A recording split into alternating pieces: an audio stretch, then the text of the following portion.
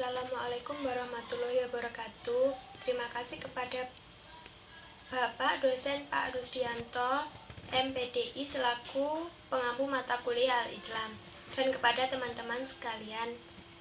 Perkenalkan, nama anggota kami 1. Cynthia Dwi Amalia, 2. Ega Elna, 3. Ahmad Rusdi Almadi, 4. Reva Gita Maulida Nabila, 5. Muhammad Alfaris, 6. Bastomi Maulana Adi.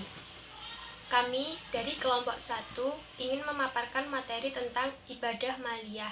Lebih jelasnya akan disampaikan oleh pemateri 1. Definisi ibadah maliyah adalah amalan-amalan ibadah yang lebih banyak dilakukan dengan sarana harta, benda atau ibadah yang diwujudkan dalam bentuk pemberian harta atau terkait dengan harta, yaitu menggunakan harta yang Allah kauniakan untuk apa-apa yang Allah cintai dan ridhoi seperti zakat, infak, sedekah, dan lain-lain. Ibadah harta atau ibadah maliyah merupakan investasi amal yang tidak akan berhenti pahalanya walaupun yang bersangkutan sudah meninggal dunia, yang dikenal dengan amal jariah. Harta yang dititipkan kepada manusia harus dijadikan sebagai bekal kepada Allah SWT. Banyak harta yang harus mendorong seseorang untuk lebih banyak beribadah kepadanya.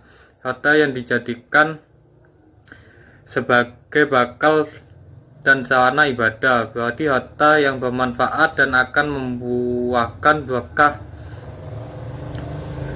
kepada harta dan kehidupan yang bersangkutan, dan kewajiban bersyukur atas nikmat harta harus dibuktikan dengan cara menggunakan harta tersebut sebagai sarana ibadah kepada Allah.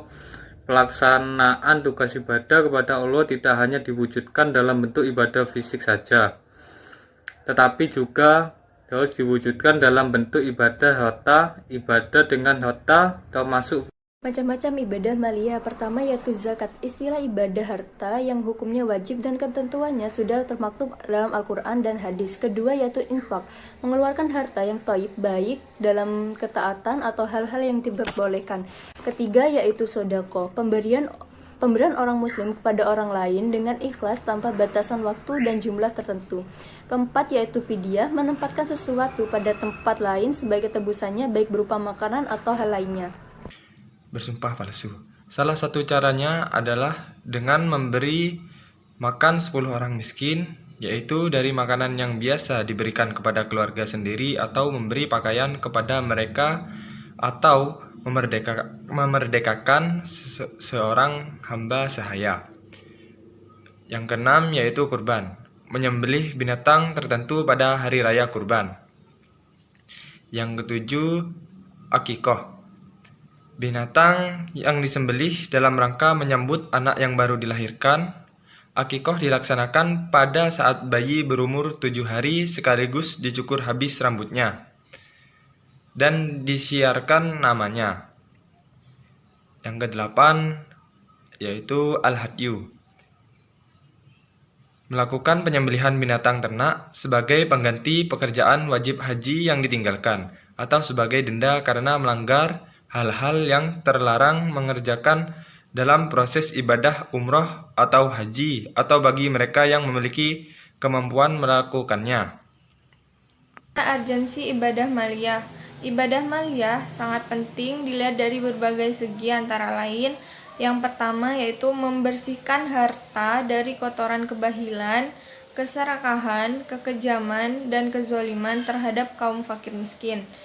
Selanjutnya kedua adalah berfungsi ekonomi, membantu memberi makanan bagi yang miskin atau memerlukan. Kemudian ketiga, memiliki fungsi sosial dengan memberikan zakat kepada fakir miskin, bisa menjaga keseimbangan hidup atau kesenjangan dan menghindari ketidakadilan sosial. Hikmah menjalani ibadah maliyah. Yang pertama, bagi si kaya sesuai dengan fungsinya sebagai pembersih harta dan juga pembersih hati. Jadi, dengan berzakat, harta itu menjadi bersih dari hak-hak orang lain yang dititipkan oleh Allah kepada orang kaya. Dan yang kedua, bisa membersihkan hati dari penyakit tamak, rakus, kikir, dan serta penyakit-penyakit hati lainnya.